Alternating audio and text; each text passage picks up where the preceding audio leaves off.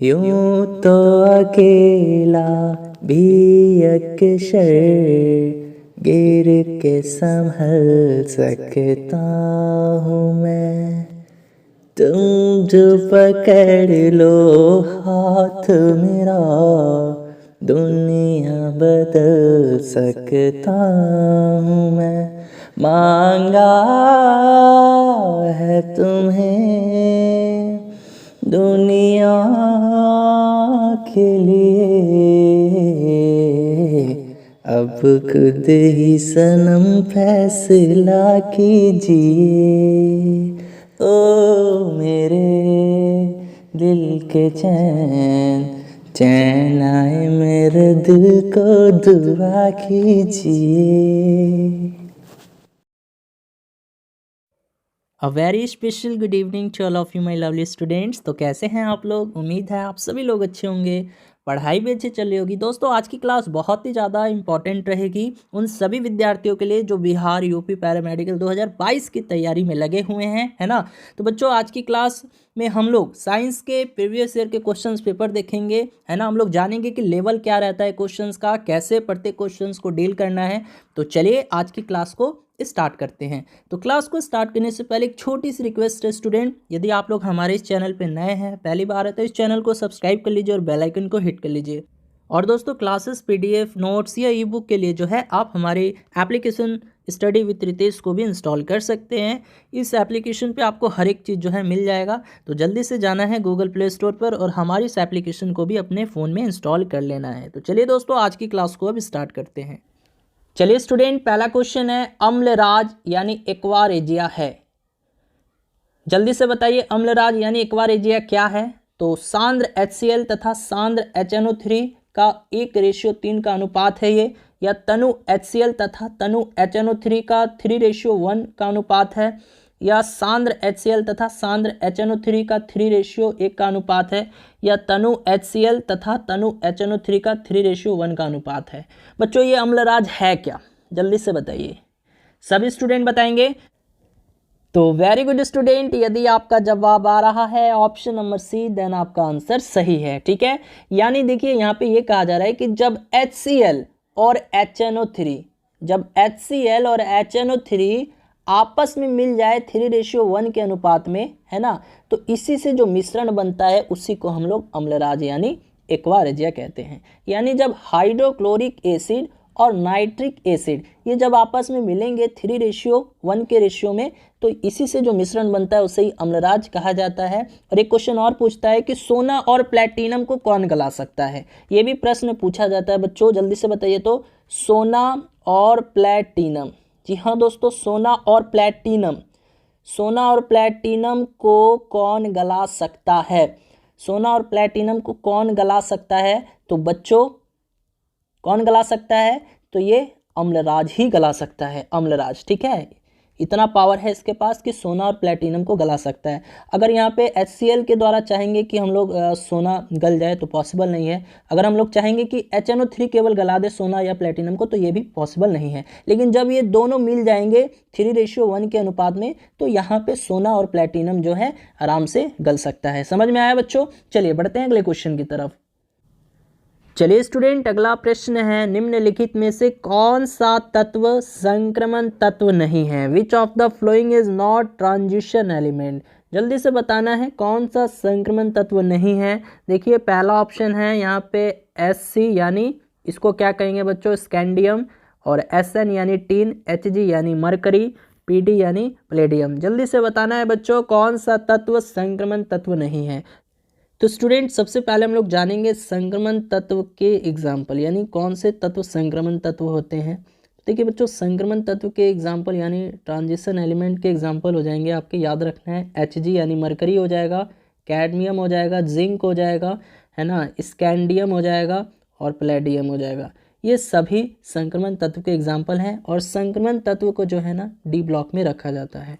ये भी आपको याद रखना है कि संक्रमण तत्व को जो है बच्चों डी ऑर्बिटल में इसको रखा जाता है, इसको डी ब्लॉक में रखा जाता है। ठीक है, इसको डी ब्लॉक में रखा जाता है। तो अब आप ही बताइए, पूछा क्या है, संक्रमण तत्व नहीं है जबकि ये सब संक्रमण तत्व है। तो आइए तो देखिए, तो SC यानी देखिए SC यानी अभी मैं क्या बताया था, स्कैंडियम। तो ये तो संक्रमण तत्व है, तो ये तो आंसर होगा नहीं, ये तो आंसर होगा नहीं क्योंकि यहाँ पे संक्रमण तत्व नहीं पूछा है, तो ये संक्रमण तत्व है। Hg, तो ये भी आंसर नहीं होगा क्योंकि ये भी यहाँ पे संक्रमण तत्व है, पूछा क्या है, संक्रमण तत्व नहीं, है ना। Pd यानी प्लेडियम, ये भी नहीं होगा क्योंकि ये भी क्या है, संक्रमण तत्व है। तो Sn यानी टीन जो है आपका, ये संक्रमण तत्व नहीं है, तो यही हमारे क्वेश्चन का राइट आंसर हो जाएगा। ठीक है, चलिए बढ़ते हैं अगले क्वेश्चन की तरफ। चलिए स्टूडेंट, अगला प्रश्न है, निम्नलिखित में से कौन सा उपधातु तत्व है, यानी विच ऑफ द फ्लोइंग सब metallic elements, sodium, aluminium, arsenic या सल्फर। जल्दी से बताना है कौन सा उपधातु तत्व है, यानी सब मेटालिक एलिमेंट्स है।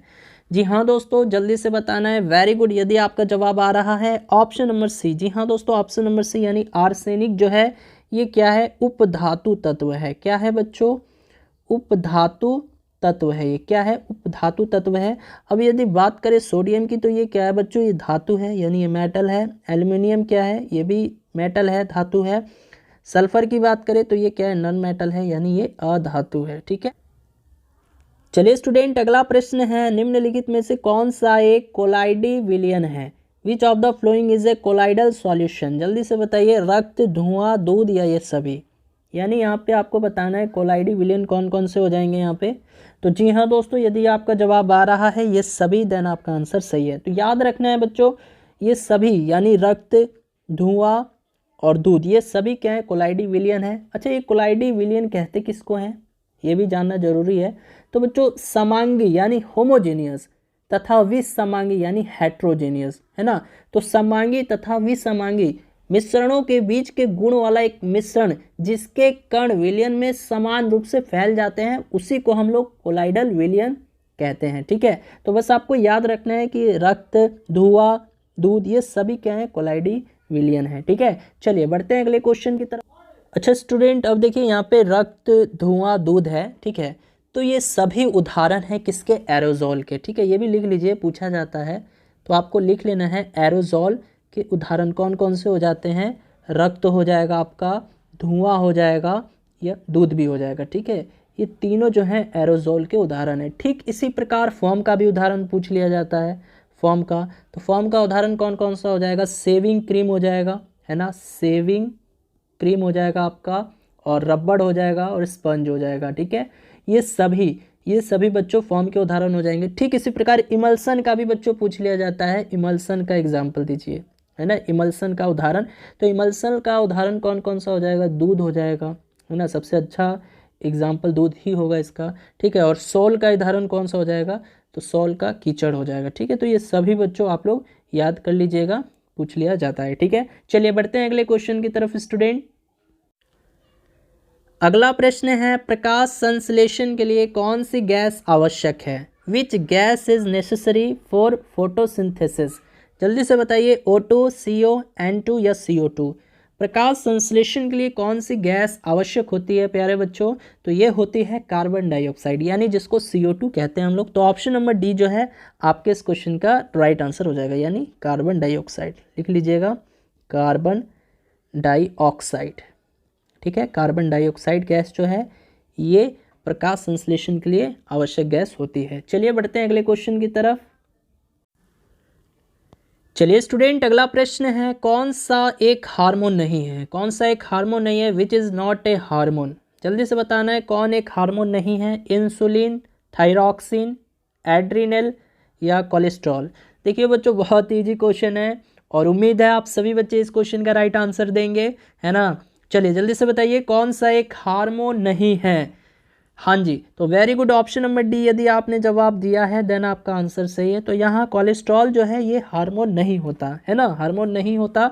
बाकी बात करें तो इंसुलिन क्या है, हार्मोन है। थायरॉक्सिन क्या है, हार्मोन है। एड्रिनल हार्मोन है। इंसुलिन की बात करेंगे तो इससे रिलेटेड एक प्रश्न पूछ लेता है कि इंसुलिन की कमी से कौन सा बीमारी होता है, बताइए। इंसुलिन की कमी से, जी हाँ दोस्तों, इंसुलिन की कमी से कौन सा बीमारी होता है, तो वेरी गुड बच्चों, कौन सा बीमारी होता है, तो ये होता है मधुमेह, यानी जिसको डायबिटीज़ कहते हैं। कौन सा रोग होता है, मधुमेह रोग होता है। ठीक है, अब देखिए बच्चों, यहाँ पे थायरॉक्सिन की बात करें तो ये क्या है, ये एक हार्मोन है, है ना। और ये कोशिकीय श्वसन की गति को तीव्र करता है यानी तेज करता है। क्या करता है बच्चों? कोशिकीय श्वसन, जी हाँ दोस्तों, कोशिकीय श्वसन की गति को तेज करता है ना, गति को तीव्र अवस्था में लेकर आता है। और बात करेंगे एड्रिनल, तो ये भी क्या है? ये भी एक हार्मोन है। और ये एड्रिनल ग्रंथि, यानी देखिए इसको एड्रिनल ग्रंथि भी कहते हैं, तो एक तरह का ये हार्मोन ही है। तो प्रश्न ये पूछ लेता है कि एड्रिनल ग्रंथि जो है, एड्रिनल ग्रंथि ये कैसी ग्रंथि होती है बताइए। देखिए प्रश्न ऐसे पूछ लेगा कि ये जो एड्रिनल ग्रंथि है ना, एड्रिनल ग्रंथि जो है ये कैसी ग्रंथि होती है? तो यह एक अंतःस्रावी ग्रंथि होती है। कैसी होती है? यह एक अंतःस्रावी ग्रंथि होती है। बच्चों याद कर लीजिएगा, यह एक अंतःस्रावी ग्रंथि होती है। पूछ लेगा कि अंतःस्रावी ग्रंथि किसे कहते हैं? तो एड्रिनल ग्रंथि को ही कहते हैं। ठीक है, चलिए बढ़ते हैं अगले क्वेश्चन की तरफ। चलिए स्टूडेंट, अगला प्रश्न है बाह्य स्थानीय संरक्षण का एक उदाहरण कौन सा है, यानी which is an example of bad place conservation. जल्दी से बताइए, बाह्य स्थानीय संरक्षण का यहाँ एक उदाहरण कौन सा हो जाएगा? राष्ट्रीय उद्यान, बीज बैंक, वन्य प्राणी अभ्यारण्य या पवित्र उपवन। जल्दी से जवाब दीजिएगा बच्चों।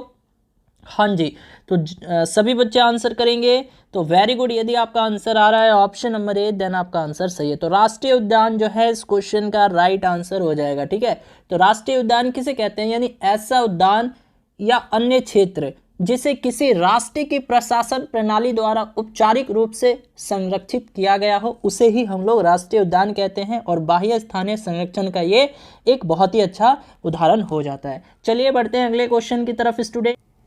चलिए प्यारे बच्चों, अगला क्वेश्चन है वायुमंडल का वह क्षेत्र जिनमें ओजोन परत उपस्थित है उसे क्या कहा जाता है? यानी the area of the atmosphere in which the ozone layer is present is called what. जल्दी से बताना है, क्या कहा जाता है? आयन मंडल, मध्य मंडल, समताप मंडल या शोभ मंडल। जल्दी से बताइएगा, वायुमंडल का वह क्षेत्र जिनमें ओजोन परत उपस्थित होता है क्या कहा जाता है? तो जी हाँ दोस्तों, यदि आपने जवाब दिया है ऑप्शन नंबर सी, जी हाँ दोस्तों, ऑप्शन नंबर सी जो है इस क्वेश्चन का राइट आंसर हो जाएगा। यानी क्वेश्चन ये है कि वायुमंडल में ओजोन परत, वायुमंडल में जो ओजोन परत है वो किस मंडल में पाया जाता है? तो बच्चों वो पाया जाता है समताप मंडल यानी स्ट्रेटोस्फेयर में पाया जाता है। ठीक है, देखिए बच्चों बात आई है ओजोन की। ठीक है, ओजोन की बात आ चुकी है, तो एक क्वेश्चन पूछ लेता है कि जो सूर्य से आने वाली जो पैराबैंगनी किरणें होती हैं यानी अल्ट्रावायलेट रेज होती है, उससे कौन सी गैस हमारी शरीर की रक्षा करती है? बताइए। तो बात आई है ओजोन की, एक क्वेश्चन पूछ लेता है कि भाई सूर्य से एक किरण आती है, कौन सी किरण? पैराबैंगनी किरण, है ना। सूर्य से एक किरण आती है बच्चों, पैराबैंगनी किरण, तो उस किरण से हमारे शरीर की रक्षा कौन सी गैस करती है? तो ये करती है बच्चों ओजोन गैस। जी हाँ दोस्तों, ओजोन गैस हमारी शरीर की रक्षा करती है। और ये ओजोन गैस जो है ऑक्सीजन के 3 परमाणुओं से मिलकर बनी हुई एक गैस है, जो कि हमारे वायुमंडल में बहुत ही अल्प मात्रा में यानी कम मात्रा में पाई जाती है। ठीक है, अब देखिए बच्चों यहाँ पे बात आई है आयन मंडल की। देखिए एक क्वेश्चन और पूछ लेता है समताप मंडल से रिलेटेड। प्रश्न ये है कि जितने भी हवाई जहाज हैं, जेट विमान हैं, है ना, ये सब किस मंडल के अंतर्गत उड़ते हैं? प्रश्न पूछ लेगा कि जितने भी हवाई जहाज हैं, है ना, या जेट विमान हैं, ये सब वायुमंडल के किस परत के अंतर्गत उड़ते हैं? किस मंडल के अंतर्गत उड़ते हैं बताइए। हवाई जहाज, जेट विमान किस किस मंडल के तहत अपनी उड़ान भरते हैं? तो वेरी गुड, ये समताप मंडल के अंतर्गत अपनी उड़ान को भरते हैं। ठीक है, समताप मंडल के अंतर्गत अपनी उड़ान को भरते हैं। अब देखिए बच्चों, आयन मंडल के बारे में अगर बात की जाए तो इस मंडल के अंतर्गत हमें रेडियो, टेलीफोन तथा टेलीविज़न की सुविधा प्राप्त है। किस किस चीज़ की? तो रेडियो, टेलीफोन और टेलीविज़न की सुविधा प्राप्त है इस मंडल के अंतर्गत। यानी किस मंडल? आयनोस्फीयर। ठीक है, समझ में आ रहा है बच्चों? चलिए, बहुत अच्छी बात है। अब देखिए सौर मंडल के बारे में बात करेंगे, ट्रोपोस्फीयर के बारे में। तो इसमें मौसमी घटनाएं देखने को मिलती है ना, मौसमी घटनाएं जैसे आंधी आना, तूफान आना, है ना, तो इस मंडल के अंतर्गत जो है मौसमी घटनाएं देखने को मिलती हैं। ठीक है, चलिए स्टूडेंट, अगला प्रश्न है निम्नलिखित में से बेरी का रासायनिक नाम क्या है? Which of the flowing is the chemical name of berry? जल्दी से बताइए क्या है? Retinol, thiamine, ascorbic acid, calciferol. Very very का रासायनिक नाम क्या हो जाएगा? तो वेरी गुड स्टूडेंट, यदि आपने जवाब दिया है ऑप्शन नंबर बी यानी थाइमिन, देन आपका आंसर सही है। ठीक है, तो यहाँ पे बेरी बेरी का रासायनिक नाम है वो क्या होता है? थाइमिन होता है। ठीक है, हाँ जी। अब देखिए बच्चों, रेटिनॉल जो है ना, रेटिनॉल, तो आप लोग मुझे ये बताइए कि बच्चों रेटिनॉल जो है ये किस विटामिन का नाम है? तो विटामिन ए, तो विटामिन ए का रासायनिक नाम क्या है बच्चों? विटामिन ए का रासायनिक नाम क्या है? रेटिनॉल है। एस्कॉर्बिक एसिड, ये किस विटामिन का नाम है? तो विटामिन सी का ये रासायनिक नाम है। किसका? विटामिन सी का रासायनिक नाम है। बात करेंगे कैलिसफेरॉल, तो ये किस विटामिन का नाम है बच्चों? तो ये विटामिन डी का नाम है। ठीक है, ये विटामिन डी का नाम है, विटामिन डी का रासायनिक नाम है। ठीक है, चलिए बढ़ते हैं अगले क्वेश्चन की तरफ। चलिए स्टूडेंट, अगला प्रश्न है, कौन सा सबसे छोटा सूक्ष्म जीव है जो स्वतः वृद्धि तथा जनन की क्षमता रखता है? यानी which is the smallest micro organism capable of self growth and reproduction?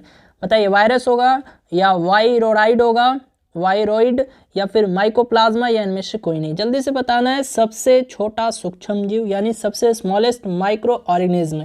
तो जी हाँ दोस्तों, इसका राइट आंसर हो जाएगा ऑप्शन नंबर सी यानी माइकोप्लाज्मा। तो यहाँ पे माइकोप्लाज्मा जो है ये सबसे छोटा सूक्ष्म जीव है जो खुद ही वृद्धि तथा जनन की क्षमता रखता है। ठीक है, चलिए बच्चों, आज के इस क्लास में इतना ही। ठीक है, मिलेंगे अगली क्लास में नई जोश नई उम्मीद के साथ। तो तब तक के लिए इतना ही। यदि आपको ये वीडियो अच्छी लगी है तो इस वीडियो को लाइक कर देना, और चैनल पर नए हो तो इस चैनल को भी सब्सक्राइब कर लेना।